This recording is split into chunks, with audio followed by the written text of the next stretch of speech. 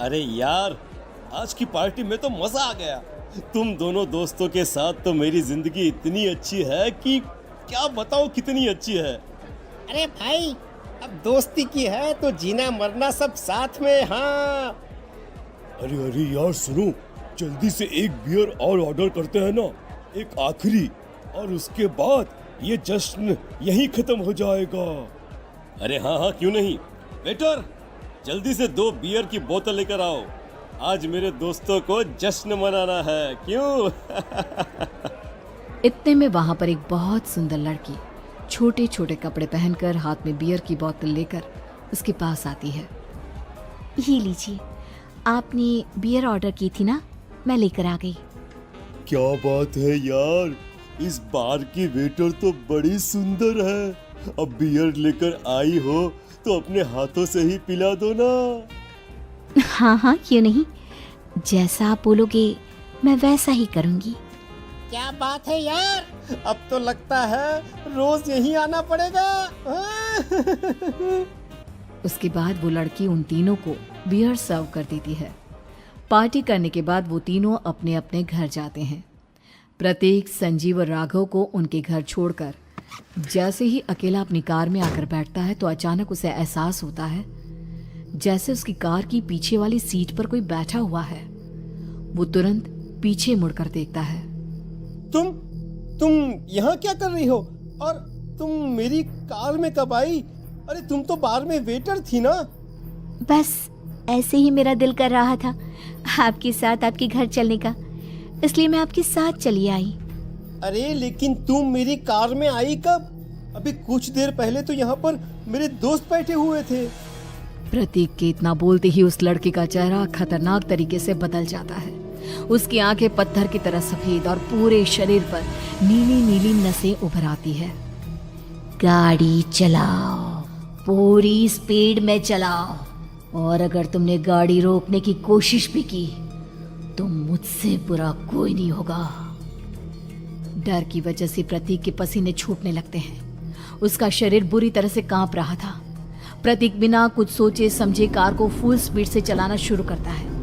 चलते चलते वो शहर से दूर एक पहाड़ी पर पहुंच जाता है और सामने अब सिर्फ पहाड़ी का किनारा दिख रहा है, जिसे देख प्रतीक घबराकर अचानक से कार को ब्रेक लगाता है। देखो देखो देखो देखो, मुझे छोड़ दो मुझे। अगर मैंने गाड़ी जरा सी भी आगे बढ़ाई तो हम दोनों नीचे गिरकर मर जाएंगे। ये तो तुम्हें पहले सोचना चाहिए था ना। अब कुछ नहीं हो सकता।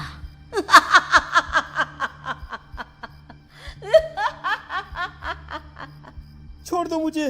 नहीं नहीं, प्लीज मुझे छोड़ दो। प्लीज प्लीज मुझे जाने दो, छोड़ दो मुझे। गाड़ी आगे बढ़ाओ।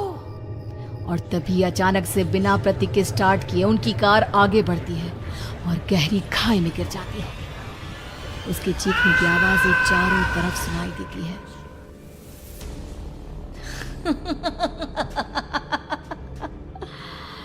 तुझे मारकर मेरे कलेजे में जल रही आग को थोड़ी शांति तो मिल गई, लेकिन अभी ये कहानी खत्म नहीं हुई। और फिर अगले दिन राघव और संजीव को पता चलता है कि प्रतीक की पहाड़ी से नीचे गिरकर मौत हो गई। अरे कल रात की तो बात है यार, हम सब बैठकर पार्टी कर रहे थे, लेकिन मेरी एक बात समझ में नहीं आ रही। राघव शहर से इतना बाहर उस पहाड़ी पर इतनी रात को क्या करने गया था? अरे यार, वही सोचकर तो मैं भी परेशान हूँ। हम दोनों को छोड़ने के बाद तो वो सीधा अपने घर जाने वाला था, और वो आत्महत्या क्यों करेगा भाई? कल रात तक वो कितना खुश था, हमारे साथ सेलिब्रेट कर रहा था। हाँ, लेकिन पुलिस ने तो यही कहा है कि प्रतीक ने अपनी कार को जानबूझकर पहाड़ी से नीचे गिरा दिया और आत्महत्या कर ली। अरे यार संजीव, मेरी तो कुछ भी समझ में नहीं आ रहा है। चल ठीक है, अब मैं अपने घर जाता हूँ। Okay, bye. राघव अपने घर में अकेला था। दोपहर का वक्त था। तभी दरवाजे की घंटी बजी। कौन है? अरे 1 मिनट रुको, अभी आता हूँ। राघव ने जैसे ही दरवाजा खोला उसने देखा कि सामने एक बहुत खूबसूरत लड़की खड़ी हुई है। कौन है आप और यहाँ किससे मिलने आई हैं? देखिए ना, बाहर बारिश शुरू हो गई थी, मेरी गाड़ी खराब हो गई है। आपका घर नजर आया तो सोचा कुछ हेल्प ले लेती हूँ। क्यों नहीं, आइए ना, आइए आइए। मेरे कपड़े पूरे भीग चुके हैं, क्या आपके पास टॉवल मिलेगा प्लीज? राघव अपने बाथरूम से एक टॉवल लाकर उस लड़की को देता है। थैंक यू सो मच, अब मैं चलती हूँ। अरे इतनी क्या जल्दी है? आप चाहे तो बारिश रुकने तक यहाँ पर रुक सकती हैं। हाँ। लड़की ने पलटकर राघव की तरफ देखा। नहीं, मुझे जाना होगा, मेरा काम बाकी है। और वो वहां से चली गई। उस लड़की के जाने के बाद राघव अपने बाथरूम में नहाने के लिए गया और जैसे ही उसने बाथरूम में देखा तो उसका टॉवल वहीं पर लटका हुआ था। उसने टॉवल हाथ में लिया तो देखा कि उसका पूरा टॉवल खून के धब्बों से सना हुआ है। अरे अरे ये क्या? ये टॉवेल तो मैंने उस लड़की को दे दिया था। ये वापस मेरे बाथरूम में कैसे आ गया? और इस पर ये खून के धब्बे कहां से आ गए? राघव ने आईने में देखा तो उसकी गर्दन पर एक बड़ा सा चाकू का कट लगा हुआ था जिससे खून बह रहा था, जिसे देख राघव के होश उड़ गए। हाँ, अरे ये क्या? मेरी गर्दन इतनी ज्यादा कटी हुई है और मुझे दर्द भी नहीं हो रहा है। ये क्या हो रहा है मेरे साथ? राघव घबराकर बाथरूम से बाहर आया और अपना मोबाइल उठाकर उसने संजीव को फोन लगाया। संजीव जल्दी से मेरे पास आ जाओ। मुझे लगता है कुछ बहुत बड़ी गड़बड़ है, जल्दी आ जाओ। उधर से आवाज आई, लेकिन वो आवाज संजीव की नहीं बल्कि एक लड़की की थी। कुछ अजीब नहीं हुआ है, बस तुम्हारी मौत तुमसे मिलने आई थी और तुम्हें मारकर चली गई। अब तुम इस दुनिया का हिस्सा नहीं हो राघव, इसलिए तुम्हें अपनी गर्दन के कटने का दर्द भी महसूस नहीं हो रहा। नहीं, ऐसा नहीं हो सकता, ऐसा नहीं हो सकता। कौन हो तुम? तुम्हारी मौत। अब संजीव के पास खबर पहुंचती है कि राघव ने अपने ही घर में चाकू से गर्दन काटकर आत्महत्या कर ली। ये सुनने के बाद संजीव के होश उड़ गए। वो पसीने से तरबतर हो गया और एक अनजाना डर अब उसके दिल को सताने लगा।